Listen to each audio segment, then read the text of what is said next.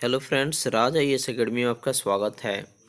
आज मैं प्राचीन भारत के इतिहास से संबंधित कुछ धार्मिक आंदोलनों के महत्वपूर्ण प्रश्न के बारे में बताने जा रहा हूं, जिसका कुछ भाग पहले के वीडियो में बता चुका हूं और अब आगे के प्रश्न को बताने जा रहा हूं, जो कि आगामी सभी प्रतियोगी परीक्षाओं के लिए काफ़ी महत्वपूर्ण है, जैसे railway, NTPC, group D, Bihar SSC, BPSC के साथ साथ यूपीपीएससी और अन्य सारे राज्य स्तरीय पीसीएस परीक्षाओं में पूछे जाने वाला काफ़ी महत्वपूर्ण प्रश्न है।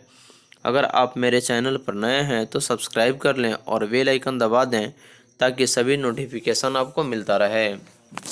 तो चलिए, आज का पहला प्रश्न है, द्वितीय बौद्ध समिति का आयोजन कहाँ हुआ था? इसका सही आंसर है वैशाली में। अगला प्रश्न है, कश्मीर में कनिष्क के शासनकाल में बौद्ध संगीति आयोजित हुई थी, वह किसकी अध्यक्षता में हुई थी? यानी कि कश्मीर में कनिष्क के शासनकाल में जो बौद्ध संगीति की आयोजन हुआ था, वह आयोजन किसकी अध्यक्षता में हुआ था? तो इसका सही आंसर हो जाएगा वसुमित्र। अगला प्रश्न है, चतुर्थ बौद्ध परिषद के संरक्षण में संपन्न हुई थी, यानी कि चतुर्थ बौद्ध परिषद जो है वह किसके संरक्षण में संपन्न हुई थी? इसका सही आंसर हो जाएगा कनिष्क। अगला प्रश्न है, तृतीय बौद्ध संगीति किसके काल में हुई? इसका सही आंसर है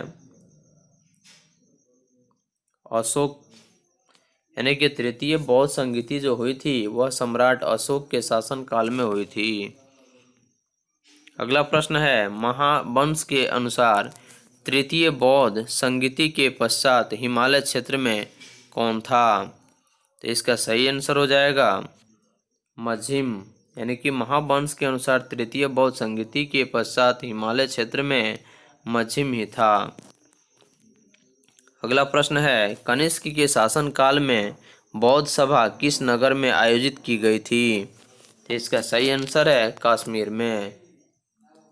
कनिष्क के शासनकाल में बौद्ध सभा जो है वह कश्मीर में आयोजित की गई थी। अगला प्रश्न है, सप्तपर्णी गुफा कहाँ स्थित है? इसका सही आंसर है राजगीर में। अगला प्रश्न है, निम्नलिखित में किस स्रोत में अशोक के राज्यकाल में तृतीय बौद्ध संगीति होने का उल्लेख मिलता है? इसका सही आंसर है दीपवंश एवं महावंश में, इसलिए इसका सही आंसर है ऑप्शन नंबर बी। अगला प्रश्न है, महायान बौद्ध मत की दो दार्शनिक शाखाएं कौन कौन थी? जो किसका महायान बौद्ध मत से संबंध है?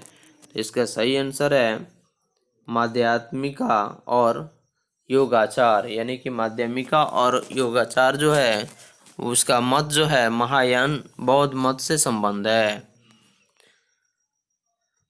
अगला प्रश्न है, बौद्ध धर्म के महायान और हीनयान संप्रदायों में सर्वाधिक मौलिक अंतर कौन सा है? इसका सही आंसर है देवी देवताओं की पूजा। अगला प्रश्न है, कनिष्क के समय तक बौद्ध धर्म स्पष्टतः किन दो संप्रदायों में विभक्त हो गया था? तो इसका सही आंसर है महासंघिक और थेरवाद। अगला प्रश्न है, बौद्ध धर्म के किस मत का उद्भव 7वीं शताब्दी ईस्वी के आसपास हुआ? इसका सही आंसर है वज्रयान। अगला प्रश्न है, बौद्ध धर्म की महायान शाखा औपचारिक रूप से किसके शासनकाल में प्रकट हुई? इसका सही आंसर है कनिष्क के शासनकाल में। तो बौद्ध धर्म की जो महायान शाखा औपचारिक रूप से जो शासनकाल में प्रकट हुई, वह शासनकाल के समय का सम्राट जो था वह कनिष्क था।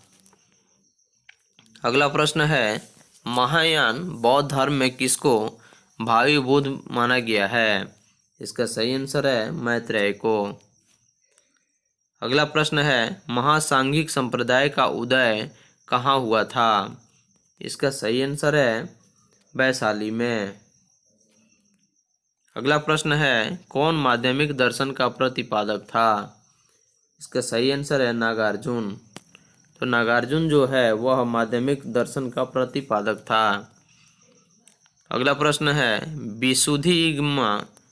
विशुद्धिमग्न नामक पुस्तक किस संप्रदाय से संबंधित है? तो इसका सही आंसर है हीनयान संप्रदाय से। अगला प्रश्न है, शून्यवाद के व्याख्याकार कौन थे? इसका सही आंसर हो जाएगा नागार्जुन। तो नागार्जुन जो थे वे शून्यवाद के व्याख्याकार थे। अगला प्रश्न है, माध्यमिका दर्शन का प्रणेता कौन थे? नागार्जुन। अगला प्रश्न है, निम्न विद्वानों में से किसने तिब्बत में बौद्ध धर्म के वज्रयान संप्रदाय की स्थापना की? पद्मसंभव। अगला प्रश्न है, शून्यता के सिद्धांत का सर्वप्रथम प्रतिपादन करने वाले बौद्ध दार्शनिक का नाम क्या है? इसका सही आंसर है नागार्जुन। अगला प्रश्न है, कौन एक बौद्ध शाखा इस धर्म का प्रचार भारतीय सीमा से बाहर करने के लिए प्राथमिक रूप से उत्तरदायी था? इसका सही आंसर हो जाएगा महायान। अगला प्रश्न है, वज्रयान बौद्ध धर्म में बोधिसत्व की पत्नी को किस नाम से जाना जाता था? इसका सही आंसर है तारा। अगला प्रश्न है, सुल्तानी युग में बौद्धों की कौन सी शाखा सबसे प्रभावशाली थी? इसका सही आंसर है थेरवाद। अगला प्रश्न है, बौद्ध धर्म की किस शाखा में अनात्म सिद्धांत एवं पुद्गल को मान्यता दी गई? इसका सही आंसर है सर्वास्तिक। अगला प्रश्न है, निम्नलिखित युग्मों में कौन सही सुमेलित नहीं है?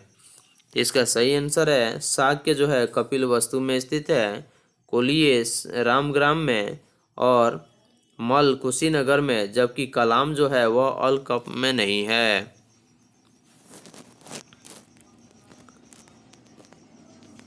अगला प्रश्न है, निम्नलिखित में से कौन सी बात बौद्ध धर्म तथा जैन धर्म में समान नहीं है? इसका सही आंसर हो जाएगा आत्मदमन। अगला प्रश्न है, भगवान बुद्ध के जन्म एवं मृत्यु की तिथियों का निर्धारण में किस परंपरा का अधिक महत्व है? इसका सही आंसर है सिंहली परंपरा यानी महावंश और दीप वंश का। अगला प्रश्न है, बौद्ध धर्म तथा जैन धर्म में कौन सी मान्यता है? इसका सही आंसर है कठोर तप में विश्वास।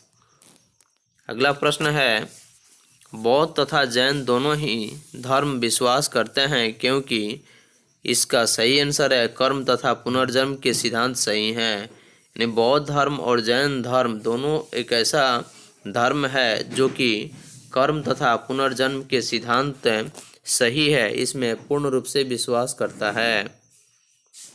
अगला प्रश्न है, उत्तर प्रदेश में बौद्ध एवं जैनियों यानी कि बौद्ध धर्म और जैन धर्म के जितने भी अनुयायी हैं दोनों की प्रसिद्ध तीर्थस्थली है, वह कहाँ है? इसका सही आंसर है कौशाम्बी में। यानी कि उत्तर प्रदेश के कौशाम्बी एक ऐसा जगह है जहाँ पे बौद्ध धर्म एवं जैन धर्म दोनों के प्रसिद्ध तीर्थस्थली है।